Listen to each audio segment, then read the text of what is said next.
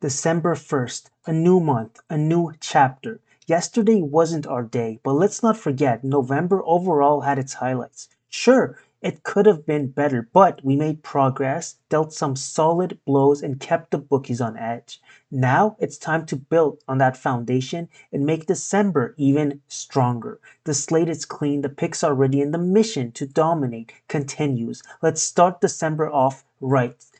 This channel is Tears of a Bookie. My name is Mo, and what we do here is we provide free sports picks backed with detailed and meticulous analysis and rigorous research with the goals of beating and breaking down the bookies, as the name of the channel implies, Tears of a Bookie. Although yesterday it might have been tears of joy if the bookies had any tears, because it was not a great day.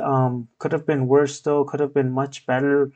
I will explain why it went bad, though. I believe that there's a reason why it went this bad, but you can see the recap, of course, down about 2 units. Pool under 1.5 steals, and Wizards to cover an alternate spread. Was looking good going into the second half. Pool had 0 steals in the first half. Second half, he only had 2. Nothing you can do there. But this is the one that hurt. Koulibaly 5+ rebounds. He had 2 rebounds. Now he is sort of in the power set, the small forward position, because you got Jordan Poole and Malcolm Brogdon as the guards. Well, in this game, he was guarding Damian Lillard.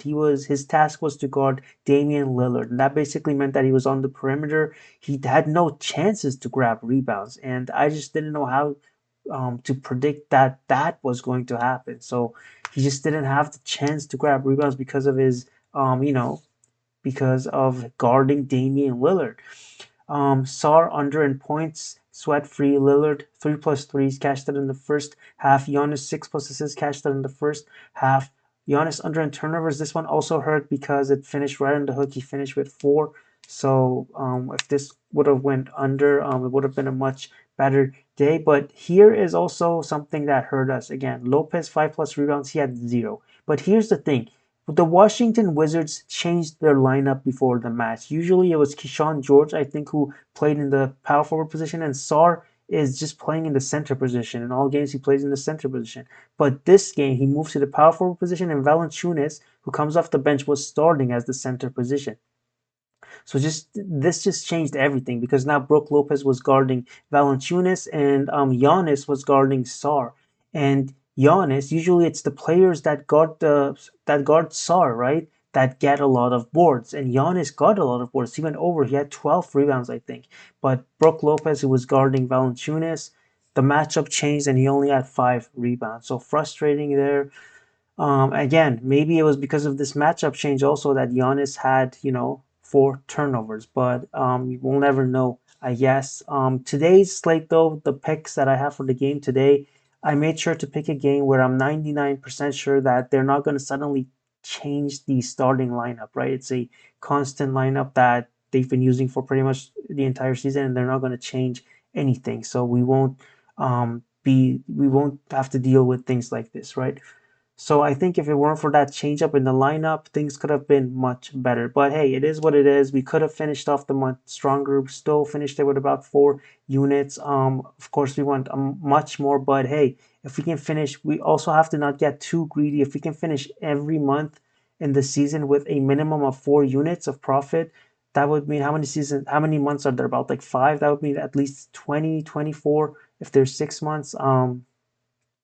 Units of profit for the entire season, at least like a minimum, which isn't that bad. Of course, profit we will take, but um, today's December. It's December 1st, start of a new month, and we need to start from the beginning here. We're 0, right? Completely clean if you just consider December, and we need to build up the profit for December, finish off the year 2024 strong, heading into next year very strong.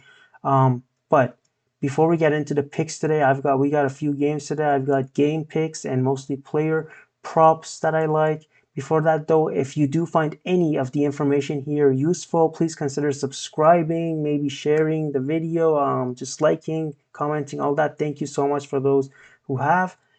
And yeah, with that, let's just get right into it. And again, I hope that if you have subscribed and you do watch the videos, they do not change the lines too much. You don't suffer from bad lines movements or odds movements, because that is annoying if you do want to tail some of these. But with that said, let's just begin with the picks, and let me begin with the game picks first. I've got two game picks, and they're spread picks, and the first one is for the Nets to cover the spread. They're facing the Magic. It's a rematch of the game on Friday, the Cup game. Um, and the spread is around 7, I think, at the time of recording this video. I think up to 5.5, 6, it should be okay. Now, Nets, of course, we've seen how surprising of a team they've been, especially recently. They came off a road trip in the West where they were short-handed. They basically didn't have their top scorer, Cam Thomas, and they still won against the Kings, Warriors, and Suns. Just insane. Now, they recently lost to the Magic in a cup game, but in that game, Dennis Schroeder was out. Well, now he is back. And also in that game, the Magic needed the point differential. So once they had kind of secured the win, they tried their best to get as many points as possible, increase the point differential as much as possible to help them out and making it to the next round of the cup. But Nets team is looking a bit healthier. Like I said, Schroeder is back. Their only main injuries to the starting roster, of course, is just Cam Thomas and Finney Smith, who are key players, but it's looking a bit better. And again, Schroeder is back. Schroeder led the team to a lot of the wins in their road trip. He's been very important for the team, and he makes his comeback tonight. Nets at home, they've only had bad losses to the Pistons, Celtics, and of course recently Magic. Other than that, they've been pretty good even at home.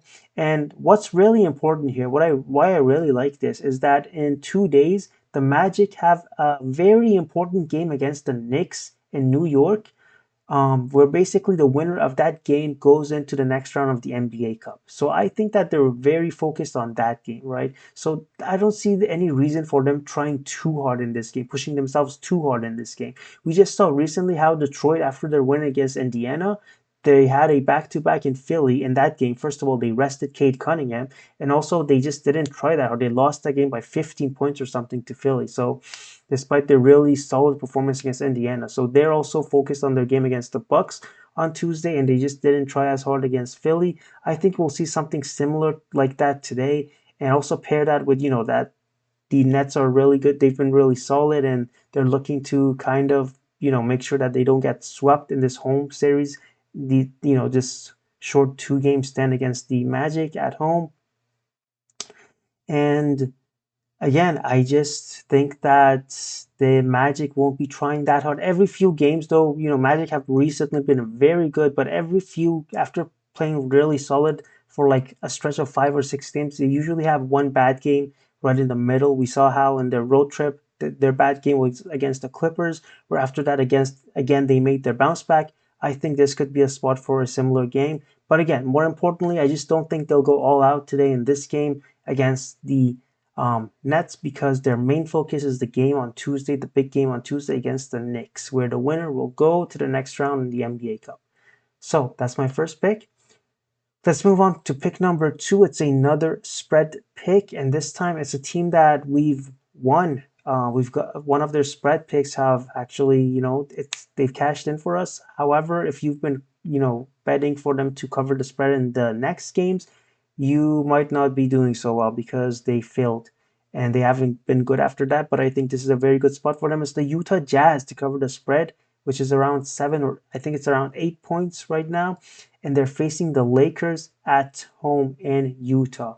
Now, let's just not forget how bad the Lakers have been on the road. Other than the Spurs, which it seems to me that the Lakers have the Spurs number, but other than that, they barely won against the Raptors and Pelicans, and they also lost to the Suns twice. The Cavs, they lost to the Cavs, they lost to the Pistons, they lost to the Grizzlies. Some of these losses were just straight out embarrassing too. They were blowouts. Utah lost to the Lakers by just 6 points in LA, where the Lakers dominate. Now this is at their home. Again, let's not forget how decent Utah was last year in home games. This year they've been struggling, but I do think at some point they will get better, particularly at home, given how good they were last year. I think last year they finished, their home record was around 50, I think, like 50, even wins and losses. So I think they will get better at home. They beat the Lakers last season at home.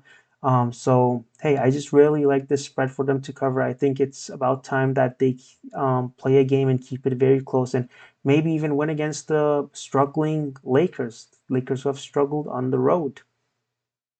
But now let's move on to the player props. So the game bets today's half units. The player props also are for half units, almost all of them. But the game is, of course, it's a later game tonight. It's the Spurs taking on the Kings in Sacramento. And let's begin with the picks. And let me start with my favorite pick, the player prop that I'm playing for one full unit. The rest are for half a unit until we get back on track with the player props and betting. But this player prop, I really like. I'm playing it for a unit. And it's Chris Paul over in points, over 8.5 points. I just don't get this line. Paul is averaging about 10.6 points, and he's gone over this line in 8 of the last 9. On the road, Paul is, this game, of course, is a road game for the Spurs. He's averaging even more. He's averaging 12 points on the road, and he's gone over this line in 6 straight games on the road.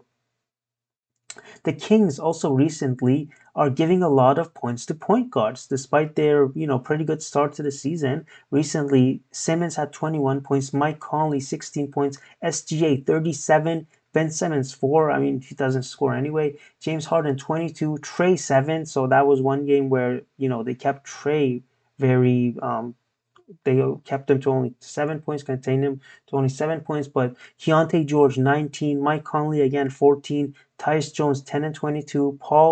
Chris Paul actually faced them once, and he had 12 in that game in San Antonio. And James Harden again 22. Now again, I kind of like comparing Chris Paul with James Harden and Mike Conley because they're all three of them are older generation point guards in their mid to late 30s, and their playing style, especially Chris Paul and Mike Conley's playing style, is kind of similar, I think. And Mike Conley and James Harden, both of them, the recent last 2 games against the Spurs, they both gone over in points and scored a lot. So I really like this for Paul against this. Again, this line here for his points is less than his average. He's averaging over 10.5 points this season, and he's averaging close to 12 points on the road. So this is just a very good line that I think we need to take. But let's move on to the second pick and his teammate, who is returning back to Sacramento, Harrison Barnes. I'm taking his over in points for half a unit. I think it's over 10.5 points. Yes, it's 10.5 points. Now, he's returning to Sacktown, to Sacramento for the first time. He recently joined the Spurs, of course. Sacramento was the franchise that he was with for 6 seasons. That's the most seasons he's been with any club. Now, we've seen recently how players have played against their old teams, especially when they play against their old teams in their previous arena, right? Their previous home, especially if they were not like hated in that team by the fans and all that. Now, here are some examples, of course, some returning players this season, right? Davion Mitchell, who actually returned to Sacramento, that was his old team. He scored 20 points, a season high. Malik Beasley, 26 points, a season high for him against the Bucks. Klay Thompson against the Warriors, 22 points, a season high for him. Dyson Daniels of the Hawks against Pelicans, he scored 16 points. He's averaging 13.8. Larry Nance Jr. of the Hawks, he scored 14 against the Pelicans. He's averaging about 8 points. Tobias Harris against Philly, he scored 18. He's averaging 13. So all of them have gone over here. And I think in this first game, Harrison Barnes returning back to Sacramento, I think he also has a good game. But let's talk about Barnes' numbers for a bit because he's actually averaging more than this line over here in terms of his average in points. He's averaging close to 12 points this season. He's already had 6 games this season with 17 or more points, and he's gone over this line in 9 of 19 points. But there were also 3 games where he finished with 10 points. So if we count those, it's technically 12 of 19. But here are his points in the last 5 games: 19, 8, 22, 25, and 20. So he's been really on fire recently. He's just coming off a 19-point game against the Lakers. And again, he's facing a franchise here. This pick here doesn't really have to do with the matchup being great, although it's not bad either. But it doesn't have to do with the matchup really. It just has to do with a player returning back to his home for his previous team for the first time in their arena. and um, usually they play very, very well. I think in San Antonio he had 10 points this season earlier against the Spurs, but he is facing them right now in